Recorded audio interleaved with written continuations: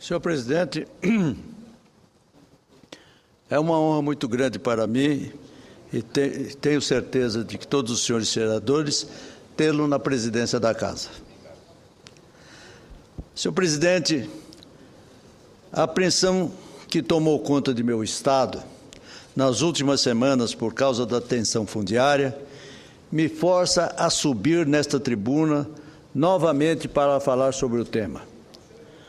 A morte de outro índio, agora no município de Paranhos, da etnia Guarani-Kaiowá, da aldeia de Paraguaçu, alimenta ainda mais a tensão existente.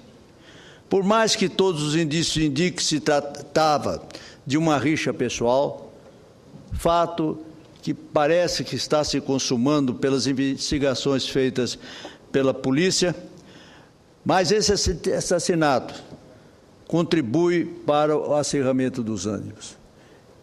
E é com pesar que digo, senhor presidente, que essas notícias de animosidade partem de um órgão da CNBB, o CIMI, Conselho Indigenista, que deseja torcer a verdade para acirrar mais os ânimos entre as partes conflitantes. Mas, senhor presidente, hoje, como em todo o país, está ocorrendo em Mato Grosso do Sul uma grande manifestação de produtores rurais em protesto contra a insegurança jurídica imperante no Estado, em razão das constantes invasões de grupos de indígenas a fazendas, como se assistiu acentuadamente nos municípios de Sidrolândia, no município de Dois Irmãos do Buriti, a ponto de exigir a presença lá de um destacamento da Força Federal Nacional. A segurança degenera-se quando o Estado, como instituição, sobretudo federal, não assegura o direito de domínio das terras que ele, Estado, concedeu ao produtor rural e esse a recebeu de boa fé.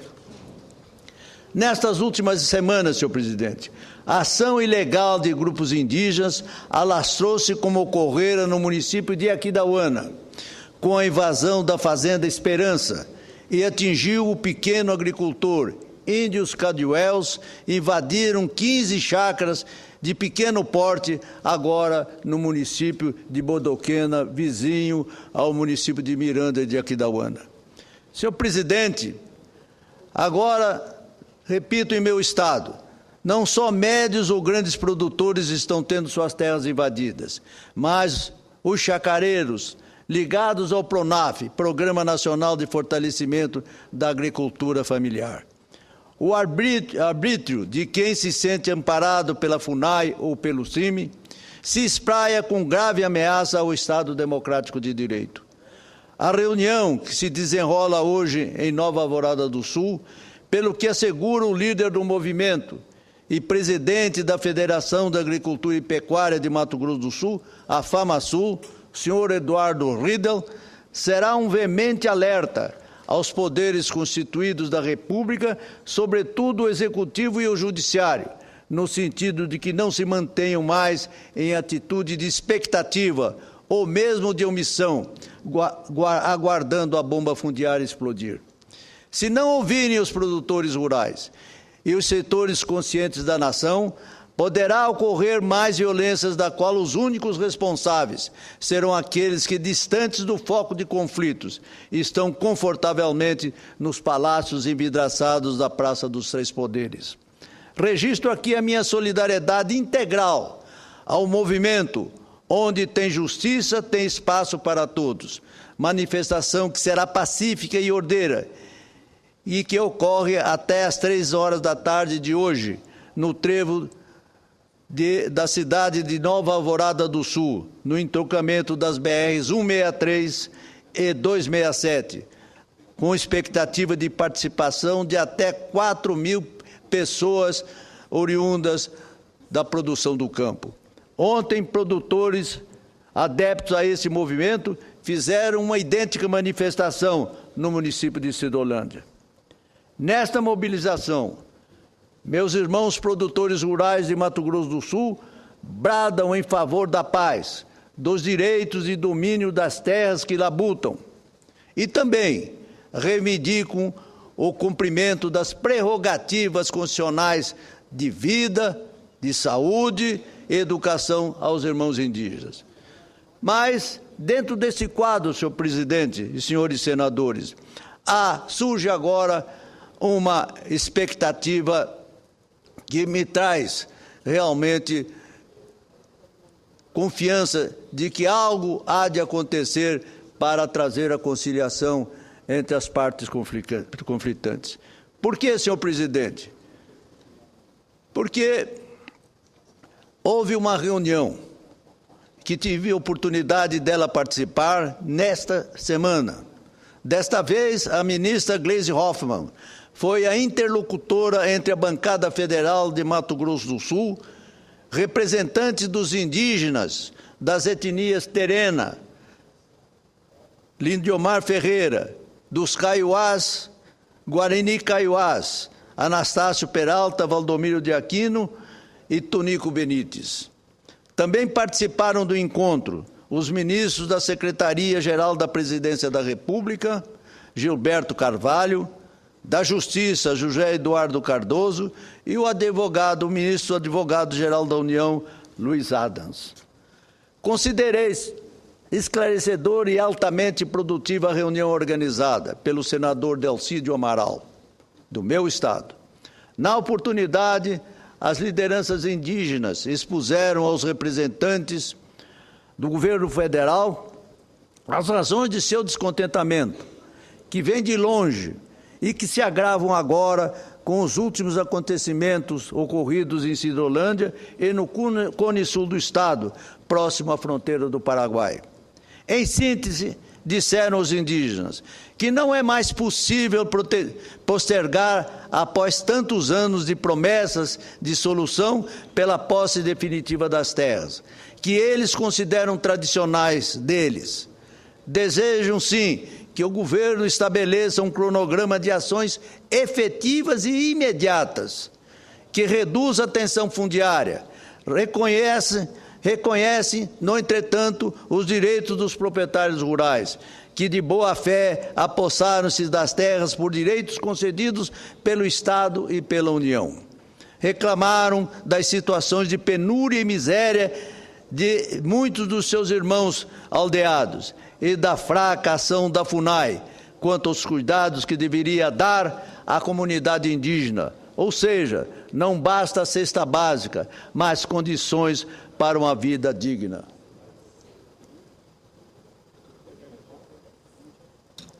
Tanto a ministra Gleisi, como o ministro José Eduardo Cardoso relataram a firme posição do governo em encontrar caminhos jurídicos e administrativos capazes de resolver de uma maneira final a questão. E para isso, estará promovendo entendimentos, como de fato ocorreu, senhor presidente, na tarde de ontem, na sede do Conselho Nacional de Justiça, em que se tratou dos detalhes iniciais dos procedimentos que deverão ocorrer no sentido de trazer a paz na terra. O objetivo é a reunião do governo do Estado, as lideranças indígenas, a FamaSul e a ACRISul, além de órgãos representantes de Mato Grosso do Sul, da CNJ e do Ministério Público, no sentido de encontrar, em primeiro lugar, uma solução jurídica que evite a continuidade da judicialização e que, afinal, permita ao governo determinar um caminho eficiente que defina o sentido não conflituoso das demarcações e uma forma de indenização quando o caso for das terras do atual domínio dos produtores rurais. Para tanto, o ministro da Justiça pediu às lideranças indígenas que ajudem a baixar a tensão social atualmente existente, porque o governo, de sua parte, e em breve prazo, com a calmaria dos espíritos, encontrará o caminho exato, pois não quer mais. Repetiu o ministro, senhor presidente, essa expressão, não se pode mais empurrar a questão com a barriga. Isso é uma confissão explícita do governo federal de que realmente estava postergando uma decisão. Ainda bem que Sua Excelência reconheceu publicamente o fato. Também nos manifestamos, senhor presidente, o senador Delcídio Amaral, os deputados federais Reinaldo Zambuja, Akira Tsubo, Geraldo Rezende, Marçal Filho, Antônio Carlos Bife e o deputado estadual pelo meu estado, Laerte Tetila. E eu também. Enfatizei na ocasião que, mesmo na condição de parlamentar da oposição, reconhecia os esforços da ministra Gleisi Hoffmann e do ministro José Eduardo Cardoso para a solução do problema fundiário e pedi às lideranças indígenas que estavam, naquele momento, ainda indiferentes, para que confiassem naqueles propósitos do governo. Senhoras e senhores senadores, agora mudo de assunto para deixar registrado nos anais desta Casa a reivindicação das autoridades municipais do município de Sul Mato Grossense e Paranaíba, que pedem a instalação de uma vara da Justiça Federal na localidade. Aduzo aqui algumas razões fundamentais do pleito. Paranaíba tem cerca de 40% dos processos que são da competência da Justiça Federal. Paranaíba está numa posição estratégica e pode atender às demandas dos municípios vizinhos. A instalação de uma vara da Justiça Federal na comarca terá ao município outras representações de órgãos públicos, como a Polícia Federal, a Procuradoria da Fazenda Nacional, a Defensoria Pública da União, etc., contribuindo, em última instância, para o aumento do Índice de Desenvolvimento Humano, IDH, do município de Paranaíba. Senhor presidente, desejo ainda ressaltar e com ênfase, e sei que Vossa Excelência também aplaudirá esta minha manifestação. Desejo ressaltar um importante evento político que se realizará no recinto desse Parlamento em comemoração ao 25º aniversário de fundação de nosso partido, senhor presidente, o PSDB. O foco principal da concentração serão as realizações de transcendência de ações político-administrativas, que ainda hoje são ressaltados como fatores de recuperação da nação, da sustentabilidade da economia nacional e da moralização das ações administrativas dos agentes públicos. Refiro-me, senhor presidente, ao Plano Real, à Lei de Responsabilidade Fiscal, às privatizações de setores onde o poder público constituía um mau gerente, entre outras ações. Os 25 anos do PSDB e os 19 anos do lançamento do Plano Real serão relembrados em uma exposição no corredor de acesso do plenário da Câmara dos Deputados. A abertura da exposição será às 14h30 do dia 18 de junho e contará com a participação do presidente de honra do PSDB, o presidente Fernando Henrique Cardoso, que nesse mesmo dia completará 82 anos de vida e que merece aqui os nossos louvores desde já. Relato ainda outro tema, senhor presidente. A pergunta que recebi por e-mail de um grande amigo, Lauro Quadros, cidadão honrado de meu estado. Ele questiona se a presidente da República pode sair mundo afora, perdoando as dívidas de países com o Brasil, sem dar uma satisfação a ninguém. Respondi a ele que não tenho, como a maioria dos cidadãos brasileiros, explicações que justifiquem o desatino administrativo do governo esbanjando dinheiro, que não saiu do esforço dele.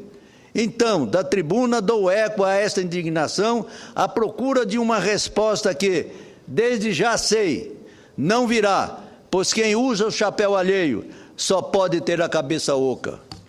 Ora, enquanto cedemos dinheiro para o continente africano, países do continente africano, graças a uma benesse pródiga do ex-presidente Lula, pois ao conceder os empréstimos, por certo já teria sabido da dificuldade dessas nações em realizar o pagamento, ou seja, o resgate do empréstimo que lhe fizeram.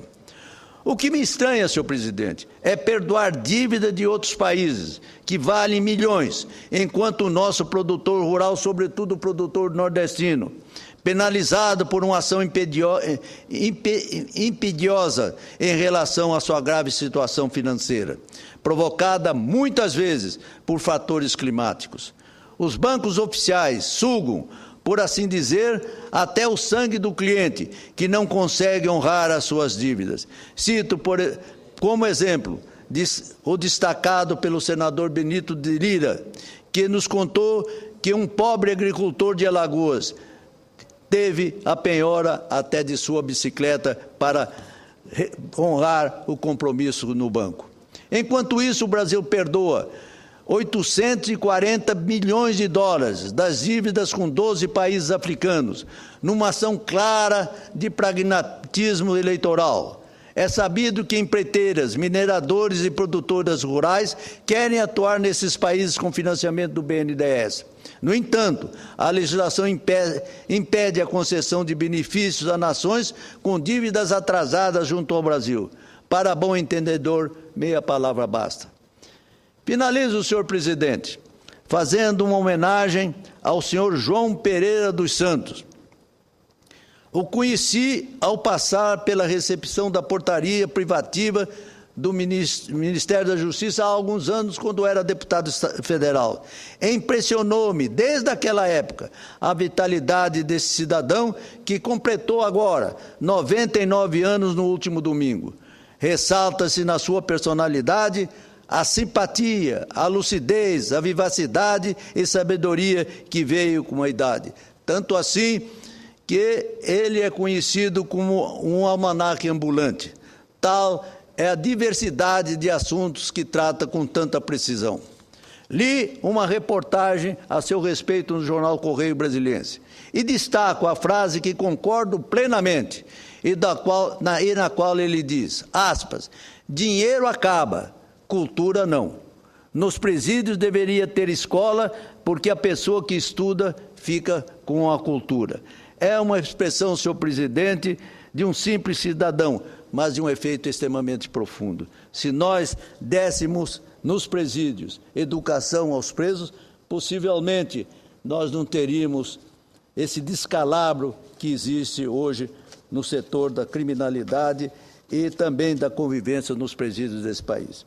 Senhor presidente, perdoe-me a extensão do meu pronunciamento, mas é um retrospecto que eu diria, deveria e fiz sobre a realidade do nosso país nesta semana. Muito grato a Vossa Excelência pela generosidade do tempo concedido. Senhor senador Rubens Figueiredo, sempre um prazer ouvi-lo. Sexta-feira, o seu discurso de sexta-feira é sempre um atrativo especial para esta sessão. Vossa Excelência tratou de vários temas, sempre com a mesma profundidade e elegância.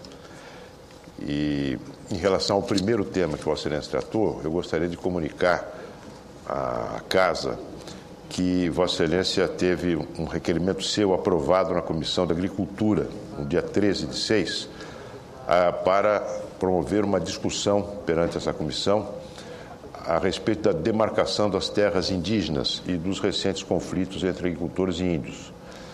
Os participantes convidados são o senhor Eduardo Correia Redel, presidente da FamaSul, o senhor Francisco José de Albuquerque Maia Costa, presidente da AgriSul, o senhor Carlos Mário Guedes de Guedes, presidente do Instituto Nacional de Colonização e Reforma Agrária, o INCRA, a senhora Maria Augusta Bolitrô Assirati, presidente da Fundação Nacional do Índio, o senhor Maurício Antônio Lopes, presidente da Embrapa, o general Augusto Heleno Ribeiro Pereira, ex-comandante militar da Amazônia, e o deputado Luiz Carlos Reis, que é o presidente da Frente Parlamentar da Agricultura. Mais uma iniciativa promovida por Vossa Excelência, em defesa, eu diria, do Estado de Direito no Brasil. Muito obrigado, senhor presidente, pelas referências e pela oportunidade desse requerimento, que eu sei vai ajudar muito no esclarecimento do Senado e da nação sobre a grave questão indígena. Muito obrigado a Vossa Excelência. Eu tenho a honra de passar agora a presidência